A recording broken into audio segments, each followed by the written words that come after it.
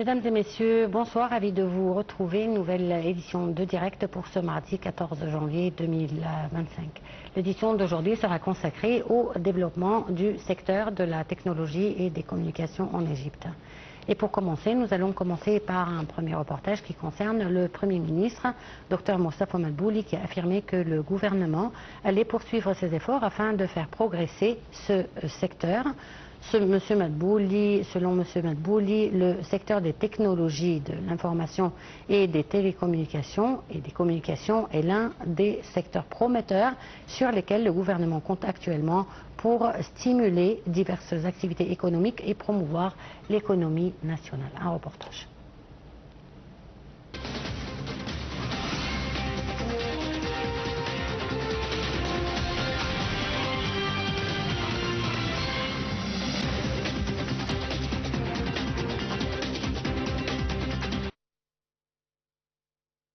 Le Premier ministre Moustapha Madbouli a déclaré que le gouvernement continuera à faire progresser le secteur de technologie de l'information et de la communication, étant donné qu'il est un des secteurs prometteurs sur lesquels il compte actuellement pour stimuler diverses activités économiques et promouvoir l'économie nationale. Madbouli a affirmé que le gouvernement prenait toutes les mesures nécessaires pour encourager les investissements locaux et internationaux dans les domaines des technologies de l'information et de la communication. Il a ajouté que le gouvernement intensifiait les efforts pour améliorer la place de l'Égypte dans les indicateurs mondiaux du secteur des communications, consolidant ainsi la position de l'Égypte en tant que centre régional des communications, des activités services numériques et des technologies de l'information. Le chef du gouvernement s'exprimait alors qu'il inspectait au terme de sa visite sur le terrain du projet du Grand Musée égyptien, le Centre de créativité numérique d'Égypte, Créative à Gizeh. Ce centre a été établi par le ministère des Technologies de l'Information et de la Communication pour créer un environnement stimulant pour l'innovation technologique, développer les compétences numériques des jeunes et héberger leurs projets entrepreneuriaux. M. Madbouli a souligné les directives données par le président Abdel Fattah el-Sisi de continuer à travailler sur la transformation en société numérique intégrée en fournissant des services numériques et une gouvernance des données, en élargissant l'information et en renforçant les capacités numériques grâce à l'expansion des écoles et des applications de technologie et des centres de créativité numérique d'Égypte et en qualifiant les jeunes pour obtenir des opportunités d'emploi.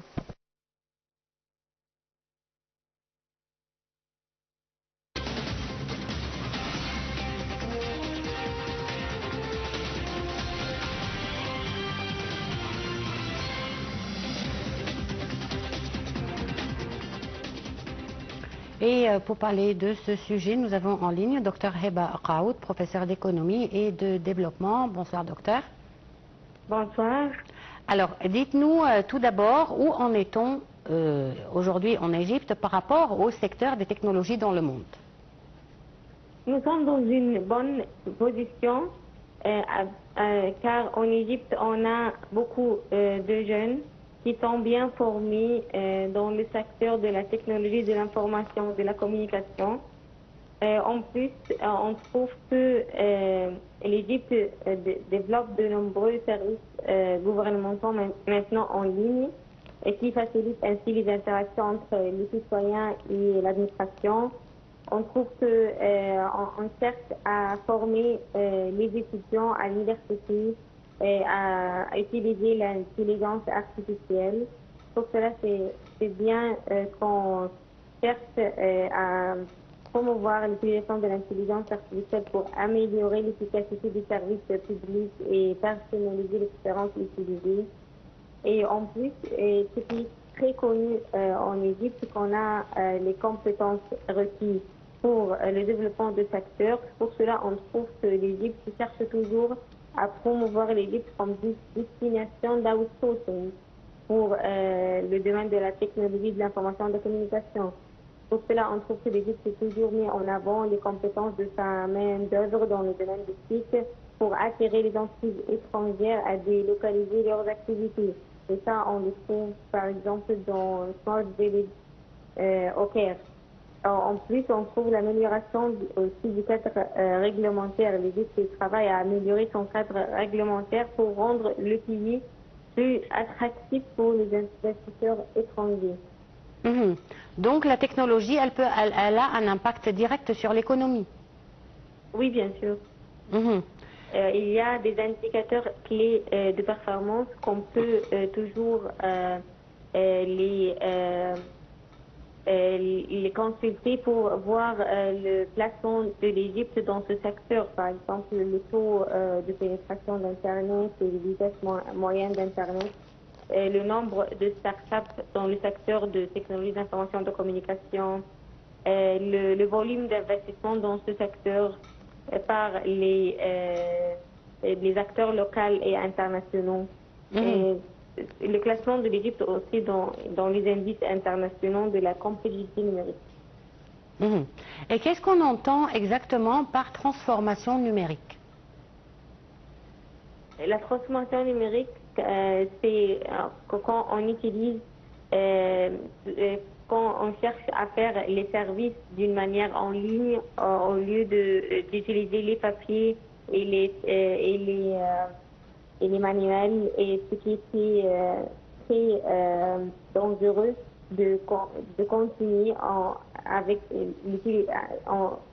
de continuer à utiliser ces mesures qui sont très dangereuses à compléter avec ces méthodes traditionnelles.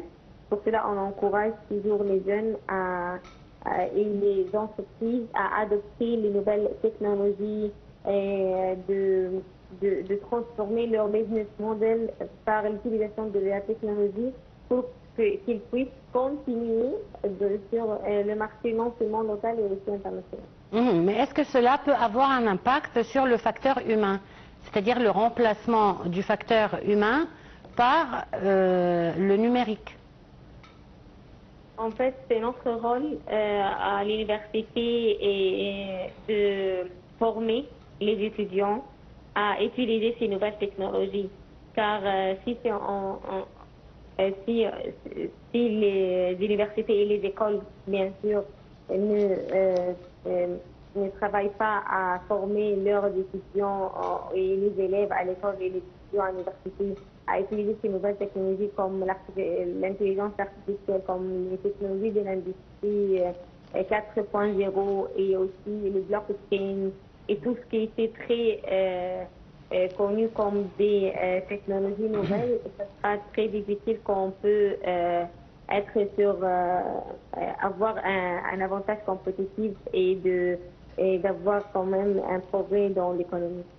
Et comment procède l'État pour la formation du public? Parce que vous avez d'une part les employés qui vont utiliser ces logiciels et vous avez d'une part les citoyens et vous avez d'autre part les étudiants, comme vous dites. En fait, il y a quand même des initiatives du gouvernement, par exemple, comme vous avez parlé dans ce programme sur le programme de Creativia, des centres d'apprentissage et d'innovation. C'est une initiative nationale lancée par le ministère de Communication, des Technologies et de l'Information dans le but de promouvoir les nouvelles normes de soutien technologique pour la jeunesse égyptienne. Pour cela, c'est une initiative très importante car l'initiative comble le fossé entre les compétences technologiques et les exigences du marché. Oui. Les centres créatifs sont disponibles. Par exemple, maintenant, on le trouve dans des différents, pas seulement au Caire, mais on trouve à Mansoura, Mounitia et à Sohag et autres régions, et chacun offrant une offre unique pour la communauté locale en fonction de la demande. Pour cela, c'est une initiative très importante et le fruit d'une collaboration entre le ministère de la Communication et le ministère de l'Enseignement supérieur et la recherche scientifique. Aussi, ça, c'est un rôle aussi, on trouve que au niveau du gouvernement aussi, ils cherchent à promouvoir l'utilisation des services qui sont en Égypte, qui ont connu d'une manière d'utiliser des papiers et tout ça. Maintenant, on cherche à transformer ça avec l'utilisation de la technologie et on cherche à transformer les services, par exemple, du civil pour les citoyens et tout ça, vers une utilisation des technologies pour avoir des services avancés et tout ça. Pour cela, on trouve que le gouvernement joue un rôle très important. Et nous, à l'université, maintenant, on cherche non seulement à former les étudiants à utiliser les nouvelles technologies dans les différentes matières, mais aussi de leur encourager d'utiliser les technologies pour produire des inventions qui sont produites de la recherche pour leur transmettre au marché. Par exemple, moi, en tant que directrice du bureau de la propriété intellectuelle et le transfert de la technologie à l'Université du Nil, je cherche toujours à avoir d'avoir des spin-offs et des startups qui sont basés sur l'utilisation de la technologie pour qu'on puisse avoir des projets et des produits qui ont un impact très important social et en plus de avoir un impact sur l'économie. Mhm. Et où en est-on avec la propriété intellectuelle en Égypte? Est-ce qu'on est vraiment conscient de l'importance de la propriété intellectuelle et des droits de la propriété intellectuelle en Égypte? C'est une très bonne question. En fait, merci pour cette question. En fait, quand j'étais en France, je travaillais dans ce domaine. La culture de la propriété intellectuelle et du transfert de la technologie était très bien développée. Pour cela, on trouve que la demande des chercheurs d'université et la demande de l'industrie d'avoir une collaboration entre les deux acteurs avec le support du gouvernement pour transmettre les travaux du chercheur vers l'industrie. Et puis, quand je suis maintenant en Égypte, j'ai commencé le travail dans ce bureau en tant que directrice en septembre 2022 à l'université. J'ai commencé par de créer cette culture, car les inventeurs et les acteurs à l'université cherchent toujours à publier leurs travaux de recherche, mais le fait de transformer ça vers non vous, en tant que chercheur, vous n'êtes pas seul responsable à publier des papiers de recherche, mais vos travaux de recherche peuvent servir la communauté et avoir un impact sur l'économie et impact social. Pour cela, avec des sessions aux inventeurs et aux chercheurs à l'université, j'ai pu maintenant collecter à peu près de 20 projets d'innovation et je cherche à leur faire comme une stratégie de protection de la propriété intellectuelle pour pouvoir transférer leurs projets vers le marché, non seulement local mais aussi international. Donc là, comme je vous ai dit, et aussi pour, pas seulement au niveau de l'université, mais récemment, j'ai organisé un événement avec le WIPO, c'est le World International Property Organization, et le bureau du Japon pour le patent et aussi du brevet et aussi l'autorité égyptienne de la propriété intellectuelle qui a été lancée récemment par le ministère avec le ministère des Télécommunications. Non, le ministère, c'était pas de télécommunications, c'est le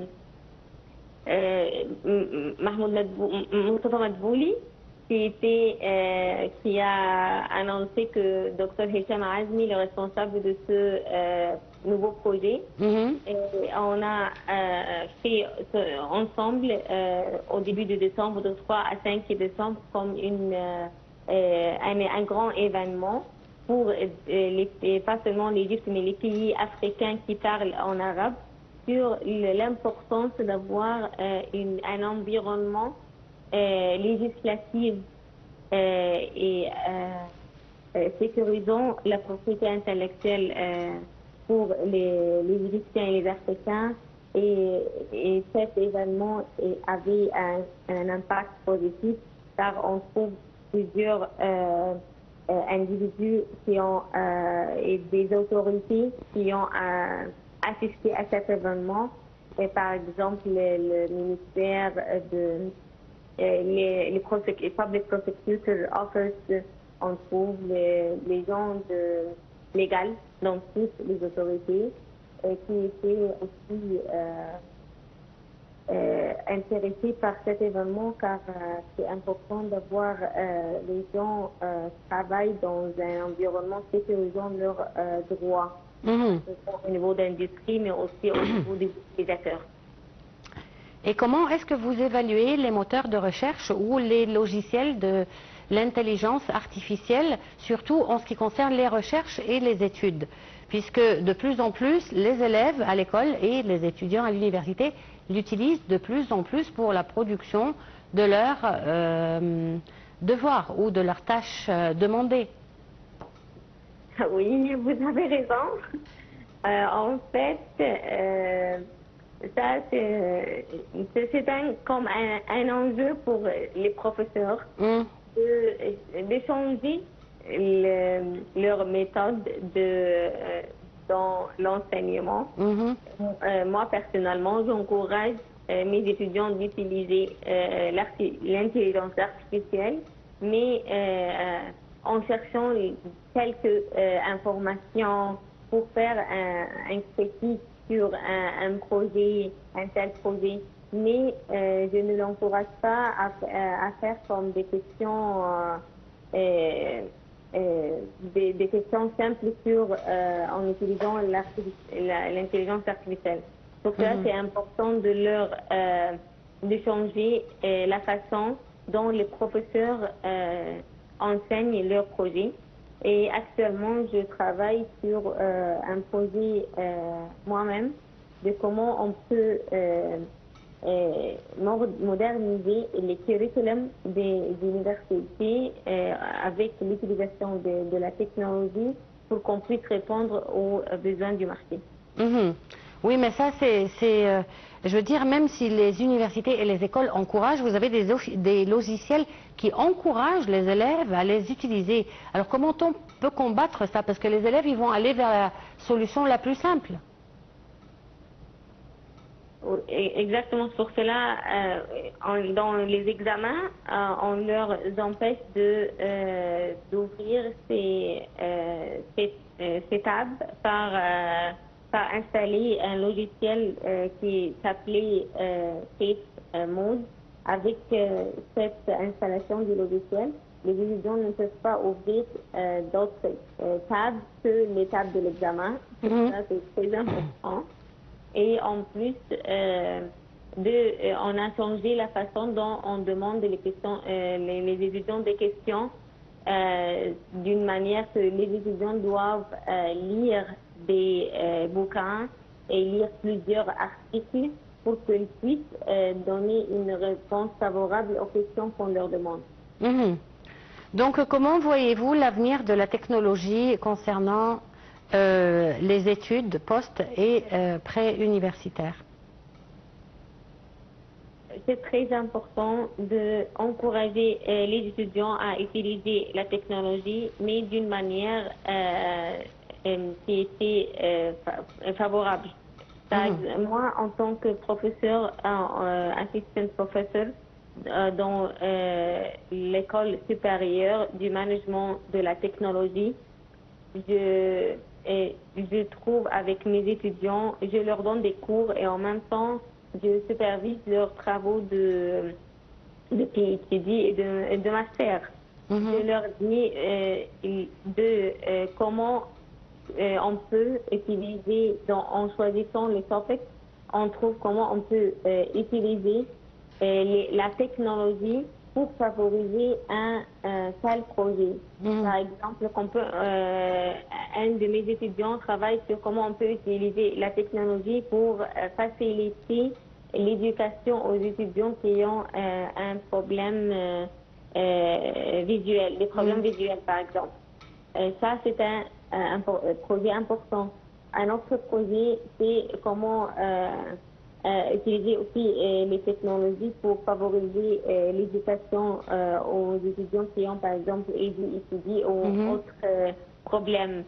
Ça, qu'on peut utiliser la technologie d'une manière favorable, pas d'une manière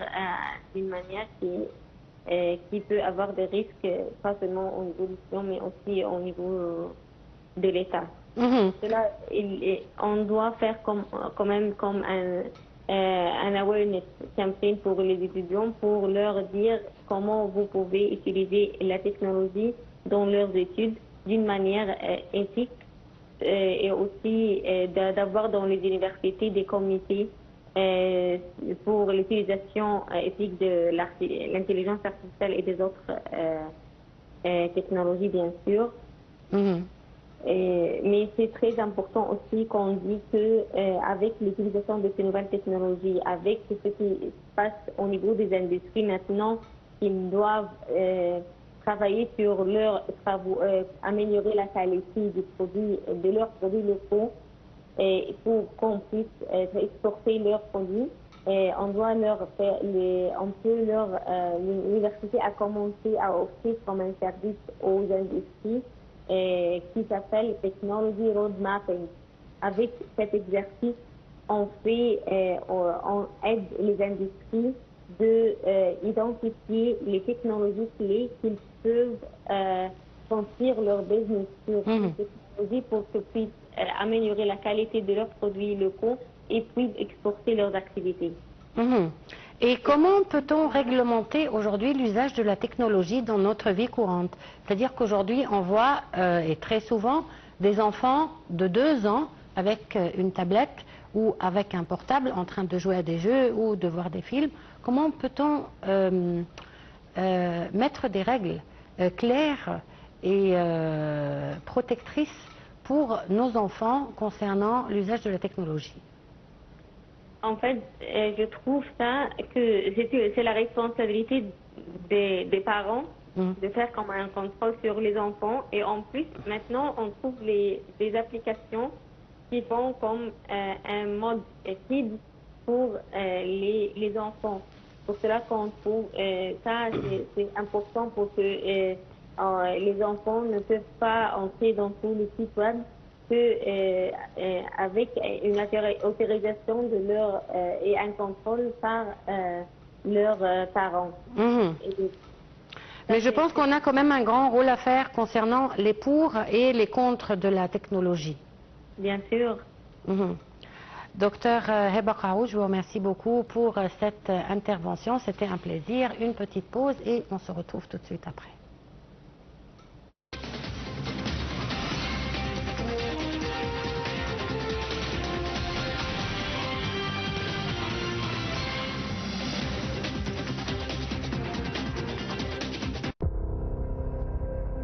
مصر فيها 100 مليون. مصر كمان مساحتها 1,000,000 كيلومتر مربع. بس في حجم ضخم جدا من الأراضي احنا مش عايشين عليه.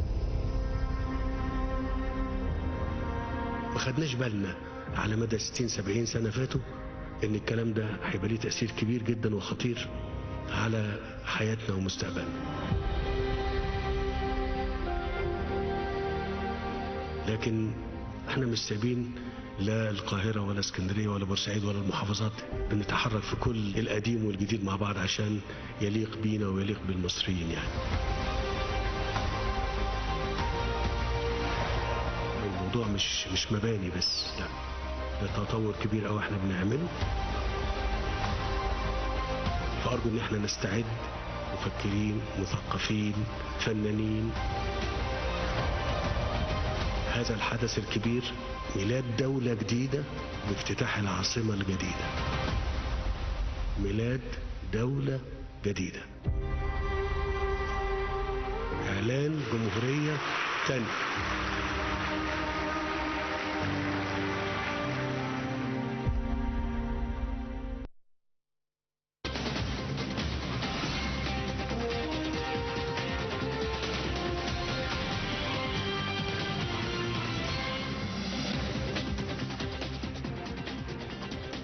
Passons à notre deuxième reportage. Ces dernières années, l'Égypte a connu un développement significatif de sa présence numérique.